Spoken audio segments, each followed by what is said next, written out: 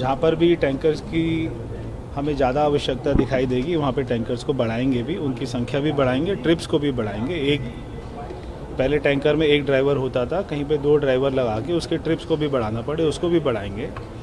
बाकी जो दिल्ली का वाटर मैनेजमेंट सिस्टम था वो बहुत ही पुअर हो चुका था, क्योंकि कई विधायकों ने और जो से पहले की सरकार रही उन्होंने अपने अपने हिसाब से अपने ढंग से अपने एरिया में ज़्यादा पानी जुड़वा दिया और उसकी भी शिकायत मिली। तो उसको हम पूरा रैशनल एक तरीके से उसका सिस्टम बनाकर, ताकि पॉपुलेशन कितनी है, वहाँ पे कितना एमजीडी पानी मिल रहा है, तो सभी को बराबर की संख्या में पानी भी मिले, इसके लिए भी मैंने कहा है। तो हर पर्याप्त कदम उठाए जा रहे हैं, पानी की लीकेज को भी ख़त्म कर रहे हैं। अभी आपने देखा बजट में हमने कहा कि मोनक नहर से जो हमारी डीएसबी चैनल आता है वो पूरा ओपन में आता है, और वो पुरानी एक जो है कच्ची नहर है उसमें लीकेज बहुत होता था, उसके लिए भी लाइन करने के लिए हमने बजट में प्रावधान रखा है। बहुत सारे कदम उठाए जा रहे हैं। अगर पहले की सरकारों ने 10 साल पहले उठा लिए होते तो आज हमारी स्थिति थोड़ी बेहतर होती, मगर हमारी कोशिश रहेगी कि दिल्ली में इस बार जो पानी की हमेशा से हाहाकार होती थी तो हम उसको रोक सकें। सर, नोडल ऑफिसर्स भी नियुक्त किए जा रहे हैं विधायकों और अधिकारियों बीच में समन्वय? जी, हमारे जो है 4 हमारे डिवीज़न है जहाँ पे हमारे चीफ इंजीनियर हैं वाटर में, तो वो सभी में हमने कहा है कि नोडल ऑफिसर बनाइए ताकि विधायकों की शिकायत जितनी भी होंगी उनको सुना जाए, उनको पूरा किया जाए।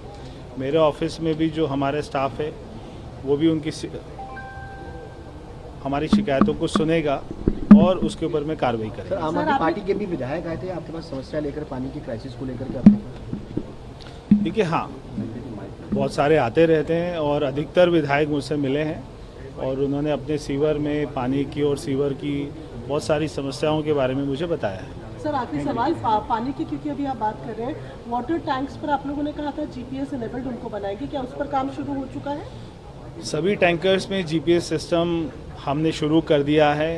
पहले बहुत ही आश्चर्य था कि एक टैंकर को 9 ट्रिप का पेमेंट होता था, मगर वो 9 ट्रिप लगाता था, 7 लगाता था, 3 लगाता था, तो वो फिलिंग स्टेशन में 9 बार तो पानी भरवाता था, फिर वो कहाँ पर बेचता था, कहाँ लेकर जाता था, इसके बारे में कोई जानकारी नहीं होती थी। अभी जीपीएस के माध्यम से भी, और मैंने सारे विधायकों को भी पावर दी है कि आप ये टैंकर कहाँ जा रहे हैं उसका रिकॉर्ड रखिए। अगर आपको रिकॉर्ड उसका ठीक नहीं मिलता है तो उनकी पेमेंट नहीं होगी। 1 लाख करोड़ का बजट आया है, कल पास हुआ है। सभी जो वर्ग हैं उनको छूने की कोशिश की गई है, लेकिन विपक्ष है वो लगातार सदन में भी हंगामा कर रहा है और काल्पनिक आंकड़ों का बजट बता रहा है। देखिए, मेरे को बड़ा अजीब लगा कल जब हमारी विपक्ष की नेता ने बहुत ही खराब बोला दिल्ली के बारे में, और एक जैसे बद्दुआ कर रही थी वो कि दिल्ली में इतना बजट ना हो, दिल्ली में इतने सारे काम ना हो पाएँ, ऐसी उनकी बातों से लगा। तो हमेशा हमारी सरकार तो पॉजिटिव माइंडसेट के साथ चल रही है। हम सोच रहे 1 लाख करोड़ का बजट आएगा, इसमें हमारा पॉजिटिव माइंडसेट है, क्योंकि बहुत सारी कमियां, बहुत सारा करप्शन हमने देखा, उस सब पे हम जो है अपना रोक करेंगे। तो हमें पूरी उम्मीद है 1 लाख करोड़ का बजट होगा और इसको पूरा भी करेंगे। पहले की सरकार जैसे पिछले साल 76,000 करोड़ का बजट लाई थी, मगर उन्होंने केवल 52,000 करोड़ खर्च किया था। इतना बड़ा गैप था। तो हम जो भी काम कर रहे हैं पूरी प्लानिंग के साथ कर रहे हैं। बहुत सारे काम हैं जो हमको शॉर्ट टर्म में करने हैं, बहुत सारे काम हैं जो हमको लॉन्ग टर्म में करने हैं। तो ऐसी प्लानिंग के साथ में कि आज अगर सीवर लाइन डल रही है तो अगले 50 साल को सोच के डाली जाए।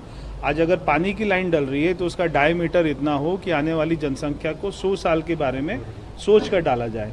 तो उस प्लानिंग के साथ में काम कर रहे हैं। हिंदू नववर्ष की शुरुआत हो रही है, रविवार को एक बड़ा सांस्कृतिक कार्यक्रम कैलाश खेर भी यहाँ पर आ रहे हैं, एक नई तरह की रीत की शुरुआत है। फलाहार भी शुरू हो रहा है, फलाहार पार्टी देश में धूमधाम से हम लोग हिंदू नववर्ष को मनाएं, ऐसी मेरी सभी भारतवासियों से अपील है।